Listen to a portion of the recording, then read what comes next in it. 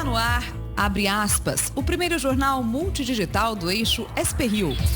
Abre aspas. Apoio. FIA. A FIA faz diferença.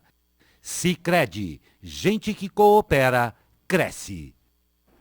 Olá, muito bom dia. Segunda-feira, 24 de junho. No ar, o Abre Aspas, direto dos estúdios da SP-Rio+, no Jardim Aquários, em São José dos Campos, São Paulo. Com transmissão ao vivo pelos Facebooks da SP-Rio+, e do jornal O Vale.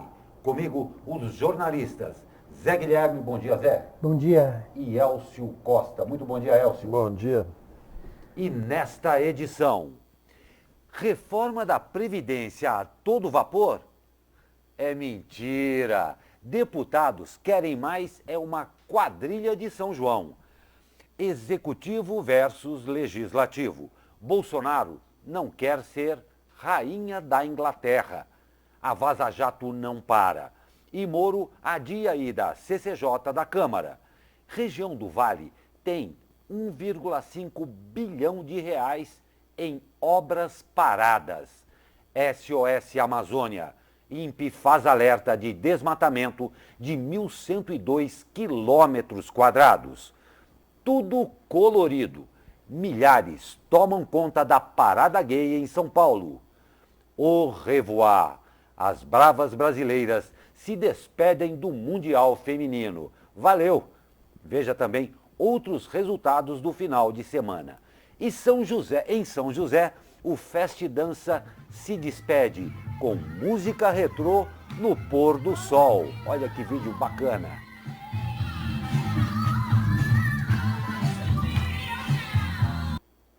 Pois é, rápido intervalo e voltamos com mais notícias. Fique com a gente.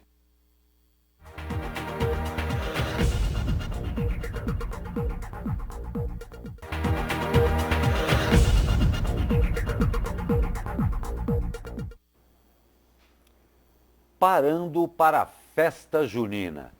O presidente Jair Bolsonaro disse que não vê problema caso a Câmara atrase por alguns dias a votação da reforma da Previdência. Líderes partidários reconheceram nos últimos dias dificuldades de votar a reforma na comissão especial nesta semana, porque neste período de festas juninas, muitos parlamentares se ausentam de Brasília para participar de eventos como a tradicional Festa de São João. Abre aspas para o presidente. É quase uma festa religiosa isso aí. Atrasar uma semana não tem problema não. Toca o barco aí, disse Bolsonaro. Na semana passada, o presidente da comissão especial que analisa a proposta de reforma da Previdência, deputado Marcelo Ramos, falou que não queria fixar uma data para a votação do relatório na comissão, mas disse que há um esforço para que o relatório seja votado ainda em junho, para viabilizar a votação no plenário em julho. Amanhã, a comissão retoma as sessões de discussão do parecer do relator Samuel Moreira. E ele já disse que, depois do fim da discussão, vai apresentar um voto complementar, englobando sugestões apresentadas pelos deputados. Tem mais essa, né, Elcio? Tem que dar uma... Ninguém é de ferro, né? Eu acho que o Brasil é um país engraçado, né? Porque tudo é urgente e nada é urgente, né? Existe uma urgência de votar a reforma, mas pode parar para São João. Em julho pode ter férias escolares, agosto é o mês do cachorro louco, entrada da primavera em setembro e assim toca o baile, vai ficando, né? O que era urgente, era para ontem, você vai empurrando com a barriga. Perfeito. E mais uma tirada, né? Que a festa junina é uma festa religiosa. Na verdade, virou outra coisa hoje, né? É uma festa de turismo. Virou uma festa turística, é importante o São João, sim. principalmente nas regiões do Nordeste, e fazendo uma piada com a nossa classe política, é quando se reúnem as quadrilhas, né? Então aí o pessoal se sente mais à vontade. Tranquilamente. Totalmente à vontade. E o presidente diz que não quer ser rainha da Inglaterra. O presidente Jair Bolsonaro fez a afirmação no sábado, dizendo que o poder legislativo tem cada vez mais superpoderes e que quer transformá-lo em uma rainha, que reina, mas não governa. O presidente fez o comentário ao dizer que foi informado que a Câmara dos Deputados aprovou o projeto de lei que torna a indicação de integrantes de agências reguladoras privativa do parlamento, tirando esse poder que antes era do presidente. Abre aspas. Se isso aí se transformar em lei, todas as agências serão indicadas por parlamentares. Imagina qual o critério que vão adotar. Acho que eu não preciso complementar, disse Bolsonaro. Eu acho que, na verdade, essa questão é, quer dizer, os parlamentares vão, ele quer indicar, né? Quer dizer, ele tira esse poder do legislativo para quê? Para que ele possa indicar. Seria interessante que a gente tivesse critérios técnicos para indicação todos esses cargos que compõem a máquina pública, né? O Brasil tem 22 mil cargos de confiança, o governo federal tem 22 mil cargos de confiança, é um mar de cargos, né? Principalmente as agências reguladoras, né? Que têm um papel importante desde o governo Fernando Henrique, né? Que as agências tomaram um papel importante e que não pode ser tratado dessa maneira. Né? Recentemente, inclusive, teve um jabuti incluído na questão das agências reguladoras que se tirou, né, uma proibição que existia de parentes de políticos terem cargos nas agências reguladoras. Isso foi corrigido recentemente pelo Senado, mas daquelas manobras que a gente nunca entende como é no Congresso, esse foi incluído num projeto que não tinha nada a ver. Então, durante um período, voltou essa questão dos parentes indicados em agências reguladoras. Tudo é um perigo na indicação de política de pessoas, né? Acho que precisa ter cuidado, nem tanto a mar, nem tanto a terra. E eu acho que o presidente também não ficaria bonito com aqueles modelitos da Rainha Elizabeth, né? Ela é uma pessoa muito elegante, mas acho que não cairia bem. Nem a bolsinha. Ele pode tentar, quem sabe, ele lança uma moda. Pois é, e o presidente deu essas declarações após fazer exames para viajar ao Japão. Pois na terra do sol nascente, Jair Bolsonaro será um dos 3 oradores principais na sessão temática de inovação e tecnologia na cúpula do G20, em Osaka, esta semana. Segundo o Ministério de Relações Exteriores, o governo brasileiro manifestou interesse à organização e, com isso, terá 5 minutos para uma exposição rápida sobre o tema. Entre os temas possíveis estão a intenção do Brasil em se tornar líder de inovação tecnológica e as experiências bem-sucedidas em áreas como saúde pública, biocombustíveis e sistemas informatizados de governo. A reunião da cúpula do G20 acontece nos dias 28 e 29 e será a primeira participação de Bolsonaro no fórum que reúne as 20 principais economias do mundo. Em uma rede social, Bolsonaro confirmou que terá reunião privada com o primeiro-ministro japonês Shinzo Abe, mas não informou o tema do encontro. Logo antes do início dos compromissos do G20, os presidentes dos BRICS devem fazer uma reunião preparatória. Os 5 países do grupo, Brasil, Rússia, Índia, China e África do Sul, devem emitir uma declaração conjunta sobre as intenções das economias emergentes no cenário mundial. A reunião será comandada pelo Brasil, atual presidente do bloco. Segundo o Itamaraty, o posicionamento emitido deve ser curto, já que a cúpula dos BRICS se reunirá em novembro em Brasília. O encontro no Japão também será o primeiro presencial entre Bolsonaro e os demais presidentes dos BRICS. É interessante, né, que eles colocam na pauta do G20, esses 5 minutos aí o Bolsonaro vai falar de inovação e tecnologia, e a gente assiste aqui um certo desmonte dessa área, né, de educação e ciência, né? O governo trabalha desmontando o que ele chama aí de aparelhamento de universidades, de institutos de pesquisa. A gente está acostumado, muitas vezes a gente brinca muito, né, sobre questões que o Brasil é atrasado, mas o Brasil é uma potência considerável na área de tecnologia sobre geração de energia, legislação do meio ambiente, proteção do meio ambiente. Então, por isso ele é presente em determinados eventos e com papel de destaque. A grande equação é saber como esse novo governo, essa nova política vai se apresentar nesse cenário internacional de acordo com essas novas orientações, seja do Itamaraty, de realinhamentos, e seja a questão da política ambiental do governo, que ficou extremamente flexível em determinadas áreas, né? Essa confusão, não ia ter Ministério do Meio Ambiente, onde é que fica o meio ambiente, liberação de determinados agrotóxicos. Ia sair do Acordo de Paris? Ia sair do Acordo de Paris, não vai sair do Acordo de Paris, quer dizer, na realidade o governo até agora foi meio inconsistente nessa área. Ele acena de um lado, acena do outro e na realidade fica em cima do muro, né? Ele não tomou uma decisão específica sobre isso.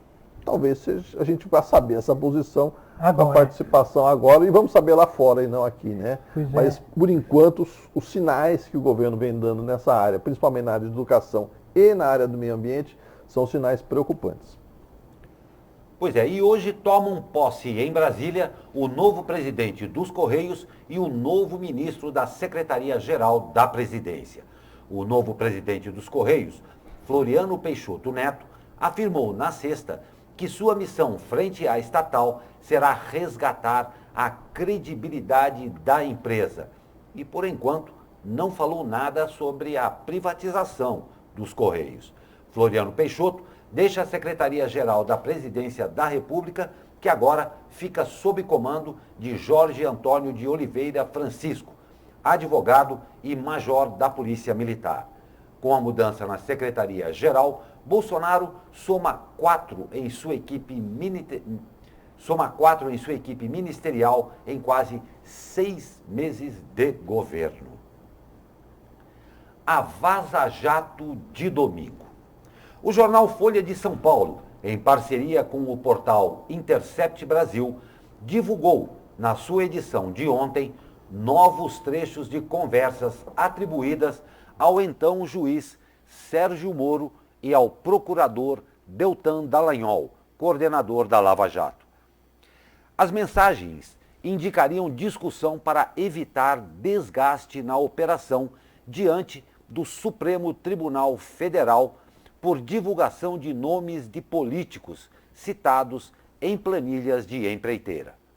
Segundo a Folha de São Paulo apurou, o objetivo da conversa era tentar, abre aspas, evitar que a divulgação de papéis encontrados pela Polícia Federal na casa de um executivo da Odebrecht acirrasse o confronto com o STF ao expor indevidamente dezenas de políticos que tinham direito a foro especial e que só podiam ser investigados com autorização da Corte.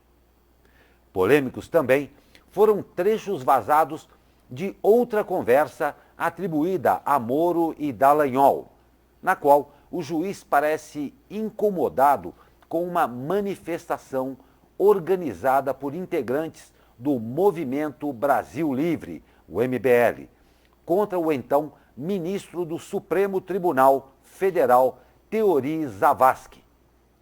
Um dos diálogos teria ocorrido na noite de 23 de março de 2016, quando um grupo ligado ao MBL em Porto Alegre foi até o prédio onde Zavascki tinha apartamento e pendurou faixas nas quais chamava o ministro do STF de traidor e pelego do PT. Abre aspas, não sei se vocês têm algum contato, mas alguns tontos daquele Movimento Brasil Livre foram fazer protesto na frente do condomínio do ministro. Isso não ajuda, evidentemente, escreveu Moro a Dallagnol. O atual ministro da Justiça, Sérgio Moro, adiou sua ida à CCJ da Câmara para explicar o teor dos vazamentos por motivo de viagem ao exterior. A audiência estava marcada para esta semana. Em nota sobre os vazamentos, Moro declarou, abre aspas, causa revolta que se tente construir um enredo com mensagens cuja autenticidade não se pode reconhecer. Mesmo assim, negando o teor de muitos diálogos, o atual ministro da Justiça teve de pedir desculpas a Kim Kataguiri, um dos líderes do MBL. Portanto, os tontos de Moro não são invenção do Intercept. Como é que você está vendo essa vaza-jato, Elcio? Olha, parece coisa de maluco, né? Ao mesmo tempo que o ministro nega a conversa, ele pede desculpas pelo teor da conversa. Então é uma conversa que ele, teoricamente, já que ele pede desculpa, ele assume que existiu, né? Mas ele fala que não existiu. Na realidade, algumas coisas dessa conversa, especificamente de domingo, já eram de conhecimento público, né? A questão, por exemplo, da tentativa de não desmembrar a Lava Jato, isso foi coberto lá atrás. Quem tem a memória da Lava Jato sabe como é que foi feita aquela questão, para não deixar que a operação saísse de Curitiba, né? Isso que esse material da Folha e do Intercept trata o domingo. Isso já era uma questão de domínio público. O que vem agora é como o bastidor da operação, a troca de conversas, né? Como é que foi a coisa ao pé do ouvido.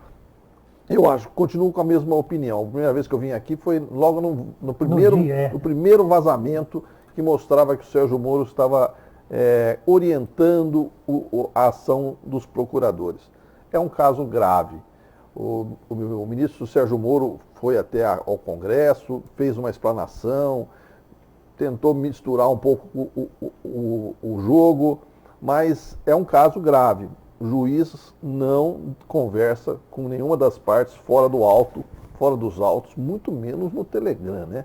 E o nível da conversa era um nível de intimidade e até de hierarquia, porque o Deltan, por exemplo, consulta o Moro sobre uma série de decisões, sobre uma série de ações, e o Moro cobra como se fosse produção do aluno dele, inclusive substituição de pessoas da equipe do Deltan.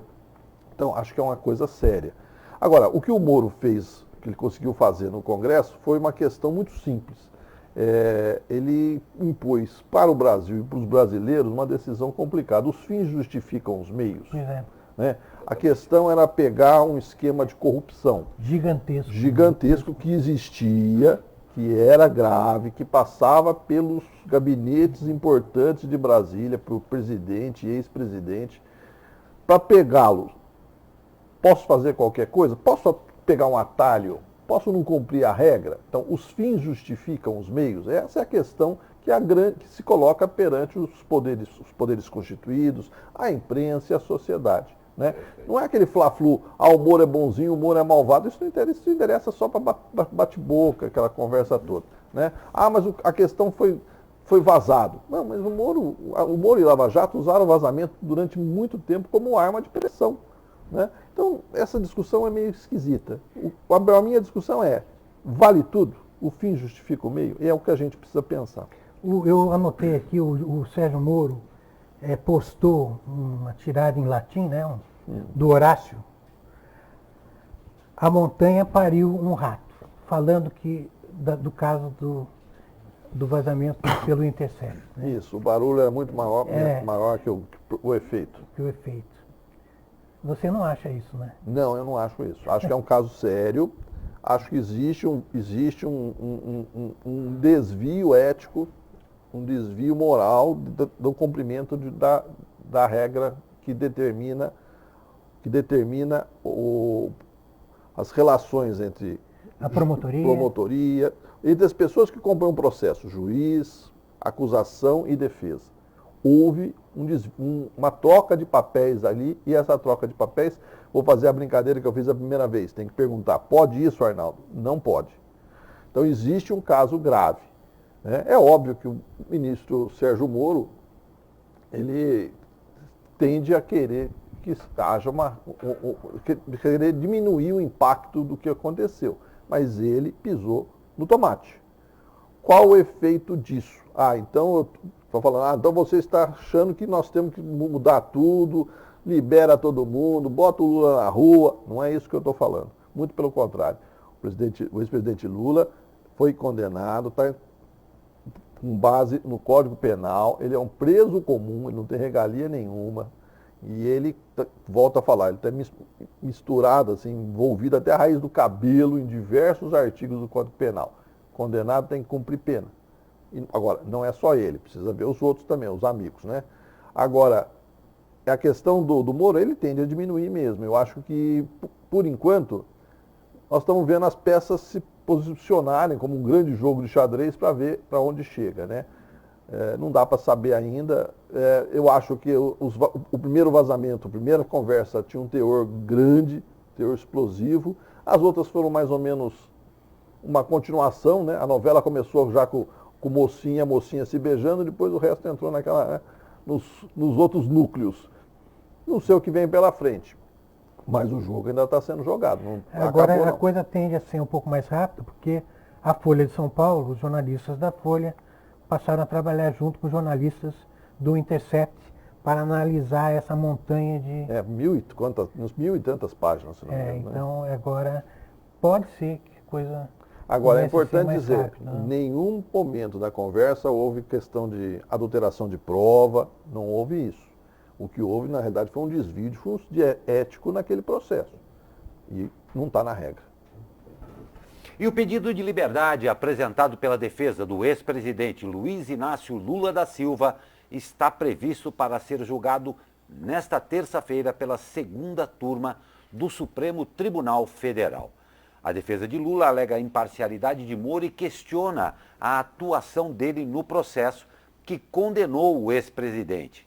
O caso começou a ser julgado no ano passado, após Sérgio Moro aceitar o convite de Bolsonaro para comandar o Ministério da Justiça.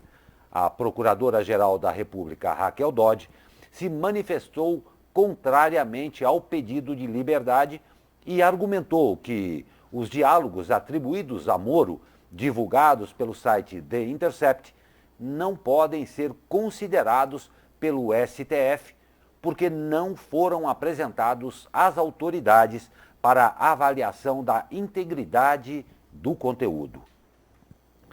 A 23ª edição da Parada LGBT, realizada neste domingo em São Paulo, reuniu cerca de 3 milhões de pessoas, segundo os organizadores.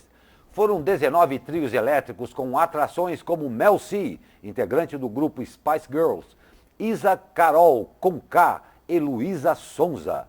Durante o trajeto do evento, que começou na Avenida Paulista e terminou no Vale do Anhangabaú, houve gritos contra o presidente Bolsonaro e discurso de Davi Miranda, deputado federal e marido do jornalista Glenn Greenwald, do site The Intercept.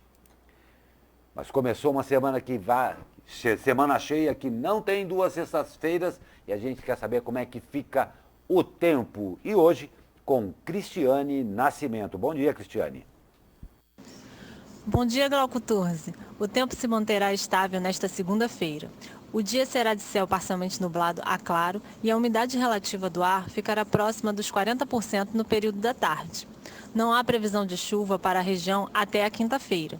As temperaturas hoje permanecerão estáveis em relação ao dia de ontem, com máxima de 19 graus na Serra da Mantiqueira, 25 graus na capital paulista, 26 graus no Vale do Paraíba e 30 graus no Alto Tietê.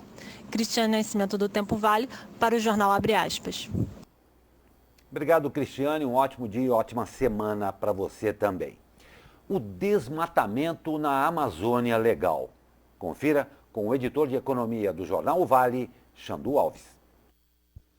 Olá pessoal, o Jornal Abre Aspas. O INPE registra 1.102 km² de alertas de desmatamento na Amazônia em um mês. O INPE, o Instituto Nacional de Pesquisas Espaciais, registrou em maio 1.102,57 km² de áreas de alerta de desmatamento e degradação na Amazônia Legal, que é a área da floresta amazônica que pertence ao Brasil, incorporando em 9 estados. Essas são as informações do DETER, o Sistema de Detecção do Desmatamento em Tempo Real, que é baseado em imagens satélites e destinado a orientar a fiscalização em campo, feita pelos órgãos como o IBAMA e o governo. Considerando somente os alertas do tipo de desmatamento, onde já houve a remoção completa da cobertura florestal ou corte raso, as áreas mapeadas em maio somam 739,68 km². Isso aí ainda é incluído as áreas de degradação, aí a quantidade chega a 1.102,57 km². Desse total, o estado do Mato Grosso foi quem mais registrou a área de desmatamento e degradação da floresta, com 404,58 km², seguido do Pará, com 305,83 km², e o Amazonas, 222,18 km². É isso aí, um grande abraço, Xandu Alves para o Jornal Abre Aspas. Muito obrigado, Xandu Alves. Nós vamos para um rápido intervalo e voltamos com mais notícias. Fique com a gente.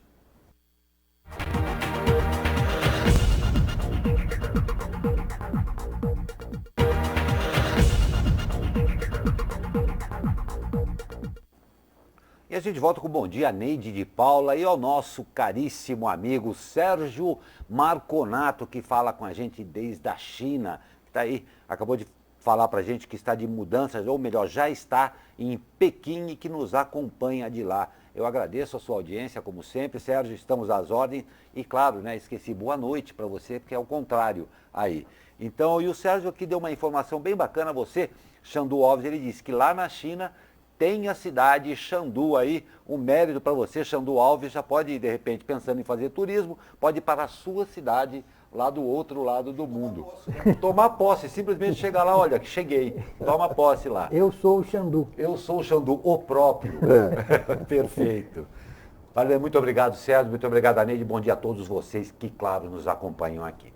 E o Ministério Público ajuizou uma ação em que pede que 2 ex-gestores e um prestador de serviço da Prolar em Jacareí ressarçam os cofres públicos em mais de 1,2 milhão de reais, referentes a possíveis irregularidades em 2016. De acordo com a promotoria, após análise de mais de 12 DVDs com depoimentos e 8.000 páginas de investigação, chegou-se à conclusão de que a fundação fazia contratações de forma irregular, em sua maior parte para limpeza e manutenção de terrenos, para serviços que não eram realizados. Em um dos casos, a antiga diretoria teria apontado a realização de serviço de corte em um terreno que é de terra batida, usada pela comunidade no Jardim Yolanda como um campo de futebol.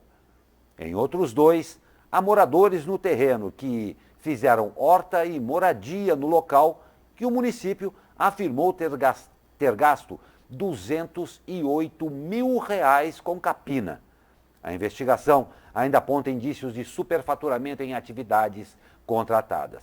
Na ação, o promotor José Luiz Bedenarski relata que dos 251 contratos do semestre, 207 eram para serviços como limpeza e roçada, fracionados em valores menores a 8 mil para driblar a necessidade de licitação.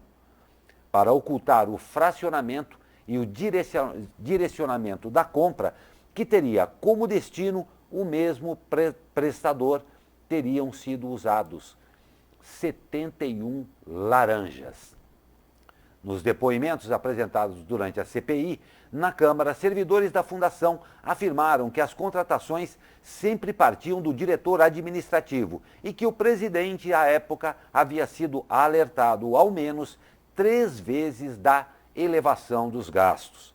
O caso também é alvo de investigação na esfera criminal. O ex-presidente da Prolar, José Rubens de Souza, afirmou que não teve conhecimento de irregularidades. Christian Peterson Antoni Lemos, À época, diretor administrativo e financeiro afirmou ainda que ainda não teve conhecimento da ação, mas que refuta qualquer tipo de irregularidade. A reportagem tentou contato com o prestador de serviço, Fábio Fagionato, mas não obteve retorno. Sério, muito sério. Por meio de um decreto, o prefeito de Taubaté, Ortiz Júnior, suspendeu a aplicabilidade de uma lei de 1983 que obrigava a presença de cobradores no transporte público no município. A medida gerou críticas do Sindicato de Condutores. Segundo o sindicato, cerca de 130 cobradores trabalham hoje para a ABC. Em nota, a Busvale, que representa as empresas de transporte da região, alegou que a iniciativa do decreto foi de responsabilidade da Prefeitura. A entidade não respondeu se a ABC irá adotar linhas sem cobrador.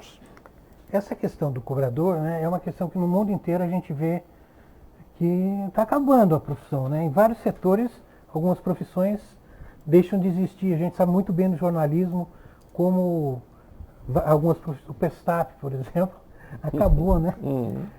Até o revisor, em algumas publicações, essa figura não existe mais. Então, todas as profissões passam por essa mudança, né?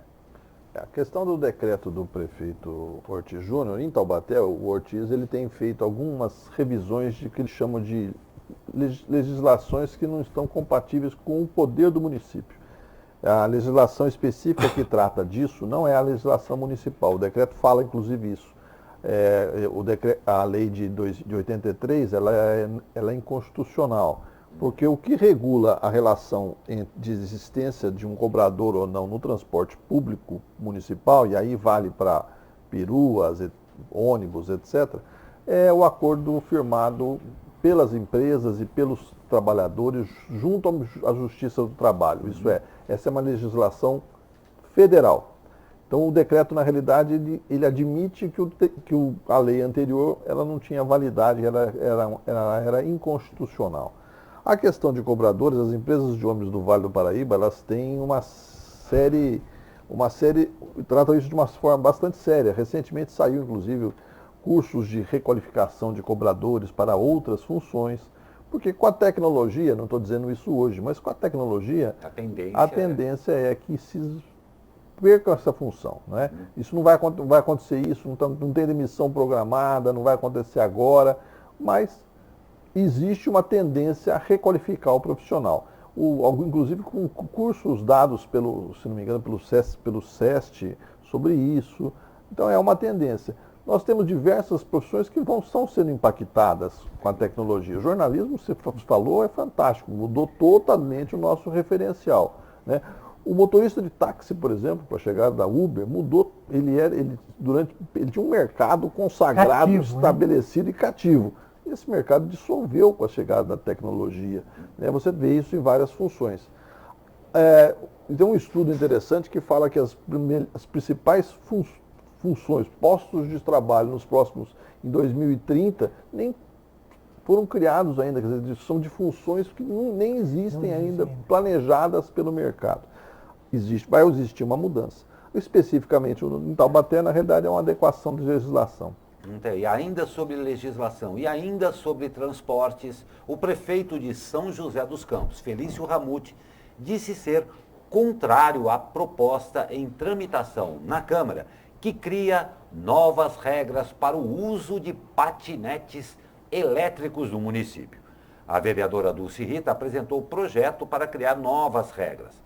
As principais: exigência de farol dianteiro e lanterna traseira, obrigação da empresa fornecer capacete aos usuários, contratação de seguro obrigatório contra acidentes e multa de R$ 170 para empresas ou usuários que desrespeitem estas normas.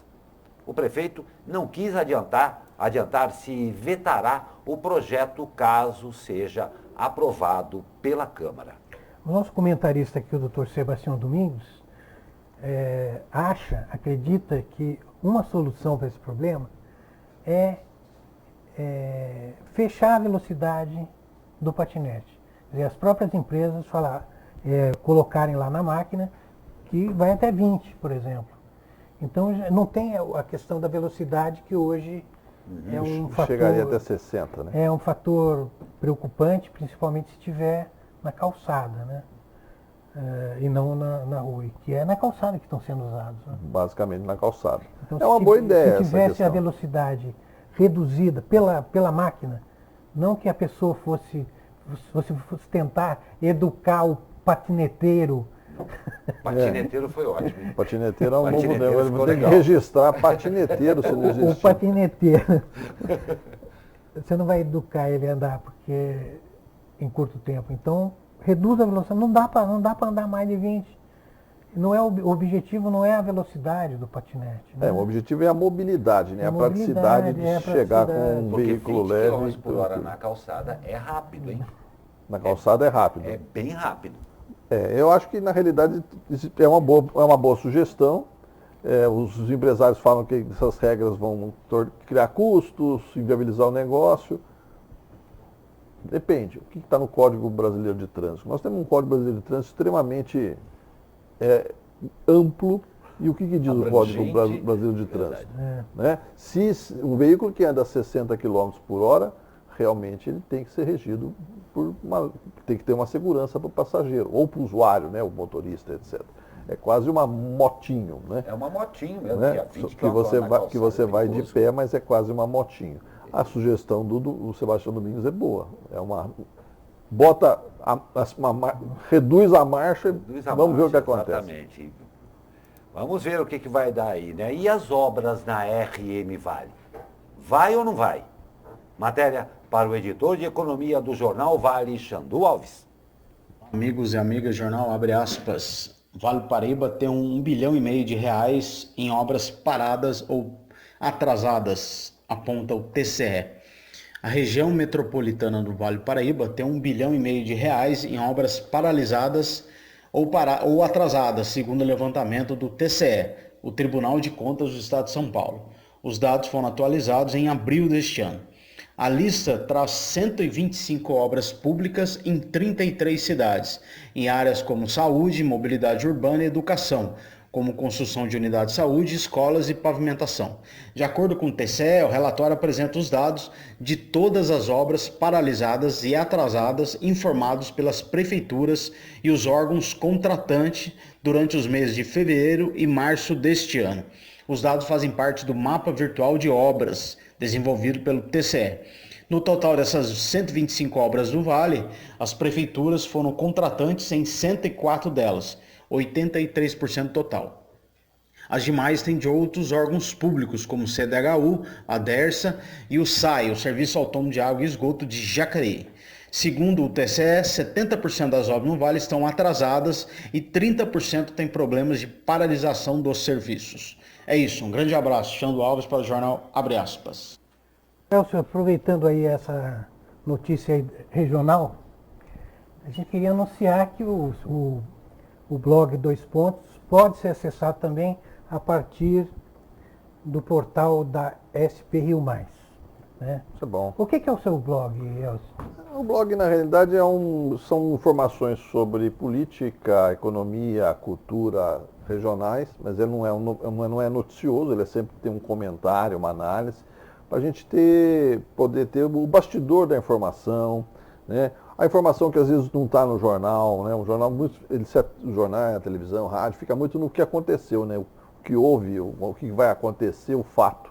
Então, de repente, tem uma análise do que gerou aquele fato, por que foi tomada uma determinada decisão, os fatores que influenciam na política da cidade, que são informações de bastidores que tem uma atualização frequente e é para a pessoa que quer ter um pouco mais de informação do que o básico que é feito no dia a dia. Esse material chega a você ou você vai atrás? As duas coisas, né? Eu trabalhei muito tempo em redação de jornal. E aí, quando eu saí de redação de jornal, eu falei, eu não quero mais saber nada desse negócio de informação.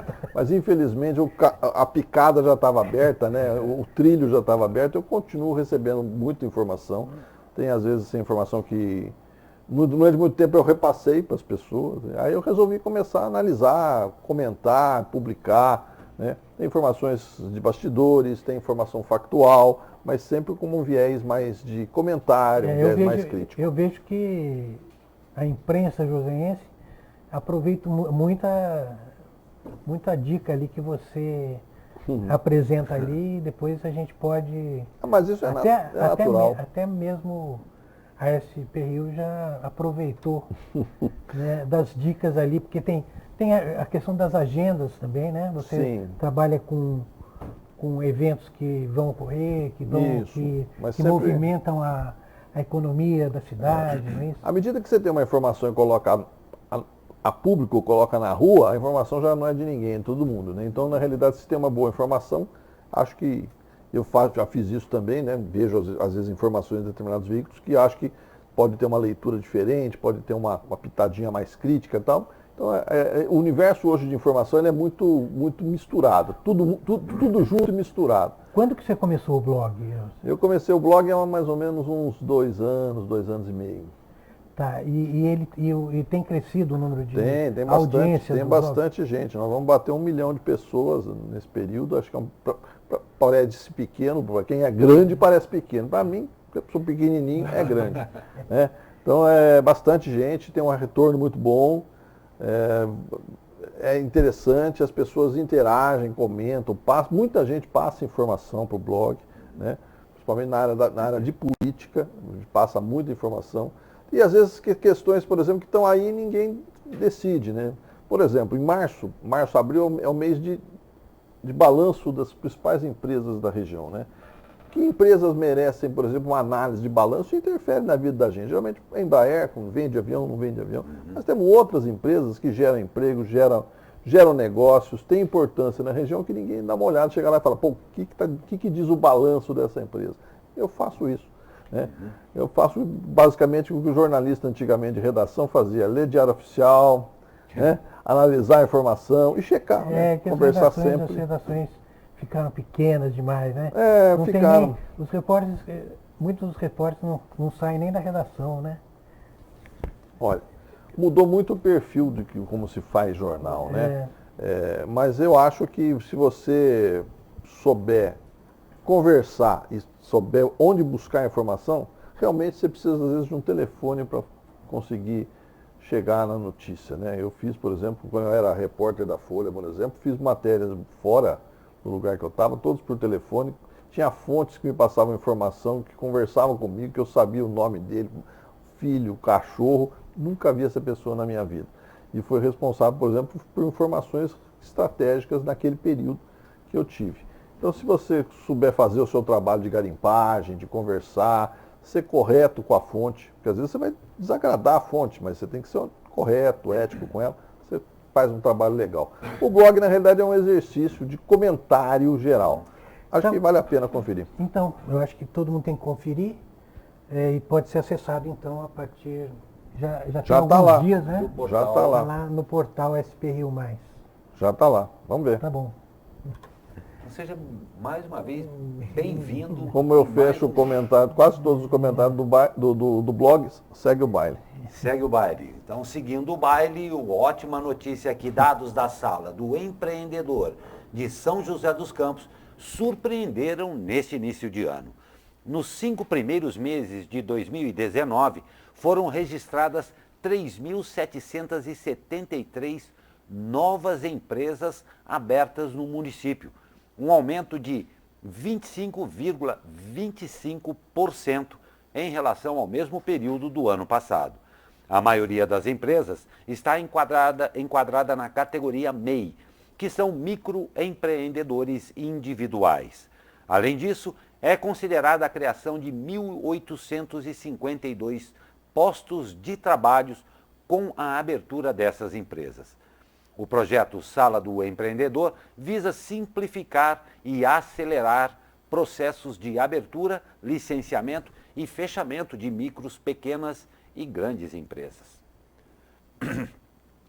Pioneira no Corujão da Saúde, principal bandeira da gestão João Dória para o setor, o Vale do Paraíba realizou 6.000 exames de endoscopia mamografia e ultrassonografia durante a aplicação do programa. Ainda restam mais de 3.000 consultas agendadas. De acordo com a Secretaria de Saúde de São Paulo, as mamografias pendentes foram plenamente executadas até 24 de maio e 10 de julho, respectivamente. O programa atingiu 80% de produtividade na região. A meta é que todos esses agendamentos sejam atendidos até o mês de agosto, para que se inicie uma nova fase do projeto no mês de setembro. No Vale, o programa é coordenado pelo Departamento Regional de Saúde de Taubaté, que atua com 7 profissionais e 12 empresas privadas que ofertaram atendimento à região, além dos ambulatórios de especialidades. Em todo o Vale do Paraíba e Litoral Norte, a previsão é que sejam realizados 31.478 exames até o fim do programa. E um homem suspeito de integrar a facção criminosa PCC, o primeiro comando da capital, capotou o carro que dirigia e foi parar dentro de um rio após tentar fugir da polícia militar neste sábado em Caraguatatuba. Ele conseguiu sair do carro e foi detido pela polícia militar. Nós vamos para um rápido intervalo e voltamos com mais notícias. Até já.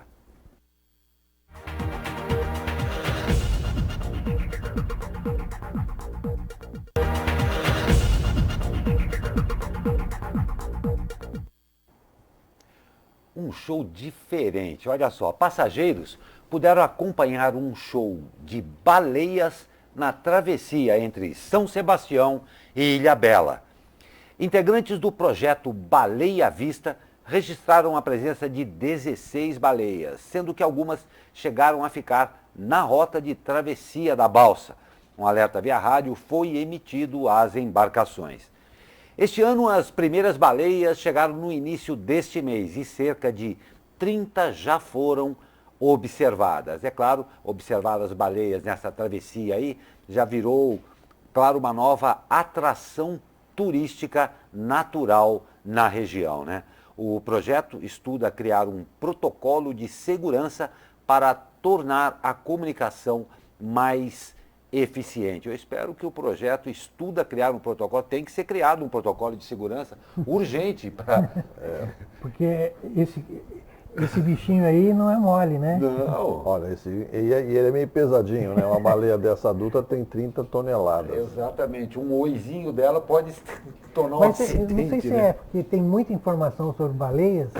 Parece que as baleias estão por aí fazendo shows em todo o litoral, toda a costa brasileira.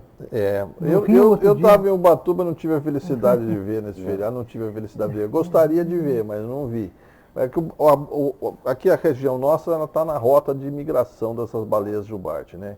Então, vai daqui até o Nordeste brasileiro, sempre tem. São animais muito bonitos, eles são sociáveis, apesar desse tamanho todo aí. Mas é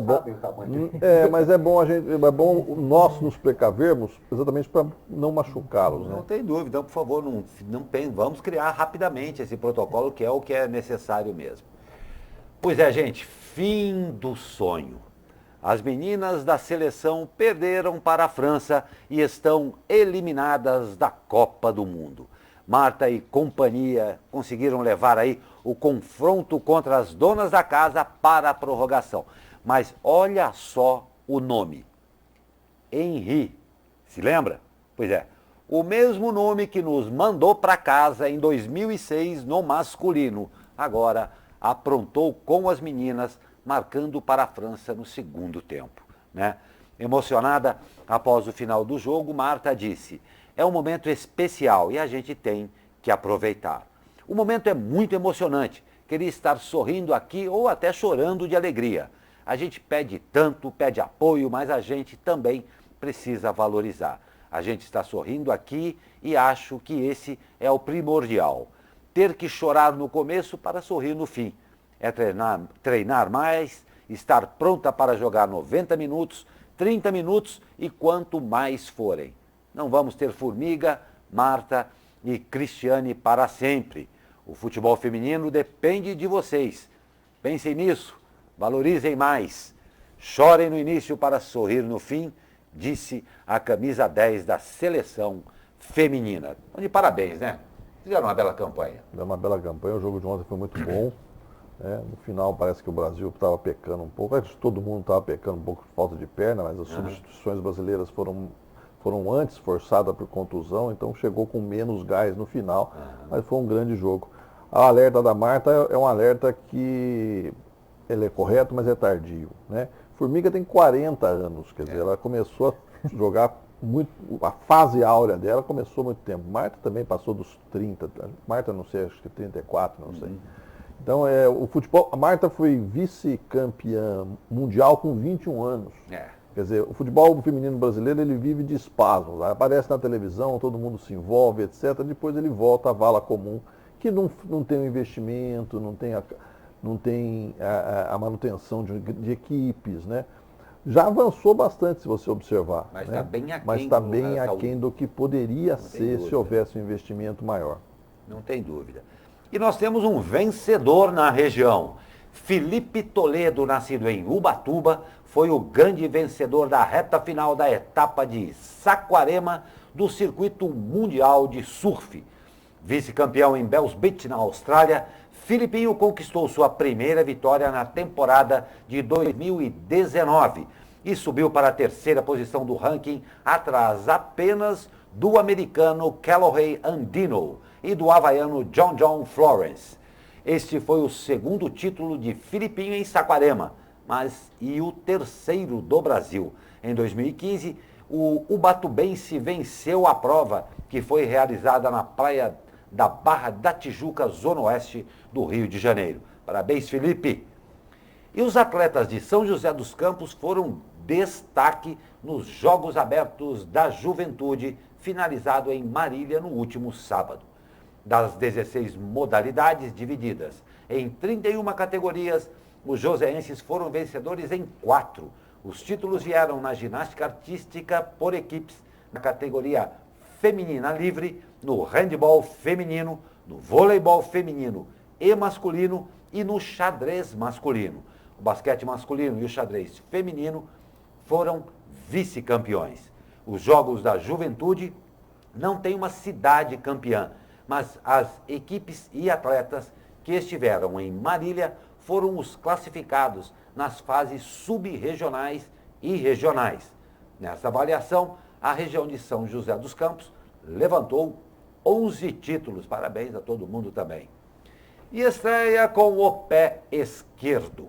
O Burro da Central perdeu por 1-0 para o Nacional em casa pela Copa Paulista. Apesar da badalação pela equipe reforçada, faltou o entrosamento e, por conta disso, o resultado desejado não veio. Os taubateanos voltam a jogar no outro domingo, quando visitam o Sub-23 do Corinthians, no estádio José Liberati, em Osasco. Alegria de um lado... Perdão, Zé? Não, eu queria perguntar para ele se ele acompanha o Burro da Central. Eu acompanho, sim. Esse jogo eu não vi porque eu estava de folga, mas acompanho os times da região, vejo jogos, procuro me informar. Gosto muito de futebol, desde moleque eu vou em estádio, levo meus filhos em estádio. Acho que o ambiente do futebol é muito bom. Eu gosto bastante do futebol regional. Vocês me perguntaram se eu torço para o Taubaté e para o São José. Não, eu torço para o Cruzeiro de Cruzeiro. Mas gostaria que o futebol do Vale tivesse uma outra etapa, com a gente jogando campeonatos melhores, trazendo times grandes para cá para enfrentar os nossos times. Que, aliás, os times do Vale, quando os times grandes vinham para cá, sempre deram um trabalho. Era um bom trabalho. E aí, o torcedor do glorioso Cruzeiro de Cruzeiro. Cruzeiro Futebol Clube. Perfeito. Glorioso. E a alegria de um lado, o Atlético Joseense venceu o Lanterna Atlético Mogi e garantiu a vaga para a próxima fase do Campeonato Paulista da segunda divisão. Agora, na última rodada, a equipe de São José dos Campos visita o Paulista em Jundiaí, próximo domingo. E tristeza no outro.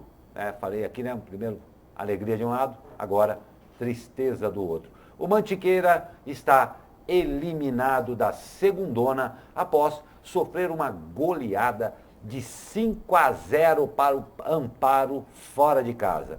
A Laranja Mecânica se despede do campeonato estadual no domingo, quando enfrenta o também já eliminado União Mogi no estádio Dario Rodrigues Peite, em Guará.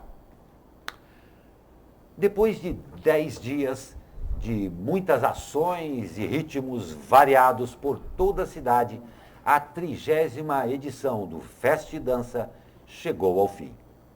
Para encerrar com chave de ouro, a população dançou música antiga com direito a pôr do sol no banhado. É esse vídeo maravilhoso que você já acompanha. Mas olha, não foi só isso não, viu? Teve também, nesse encerramento, uma festa de gala no Teatro Municipal, encerrando essa 30ª edição. Mas pra gente, que não fomos convidados inclusive para a festa de gala, a gente curte mesmo, é esse, em primeiro lugar, belíssimo pôr do sol, que queiram chamar do que for, lá vai ser sempre o pôr do sol, que recebeu aí na melhor idade já, curtindo esse ponto para lá de tradicional, icônico até de São José dos Campos, dançando ao ritmo de músicas antigas nesse belíssimo pôr do sol. Coisa bonita, não é? Zé Guilherme e também Nossa, esse festival é muito importante, né? Porque se consolidou durante todas as gestões, ninguém interrompeu esse projeto, né?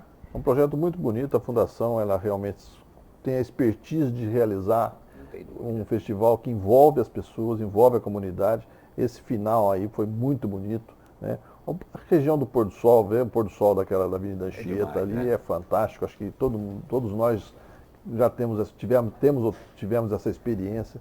É um lugar fantástico, bonito da cidade e tem que ser cada vez mais explorado, né? Não tem a menor dúvida. Nós estamos indo para o final aqui. Alguma consideração final? Elcio, Zé Guilherme? Amanhã estamos aí, né? Amanhã estaremos aqui.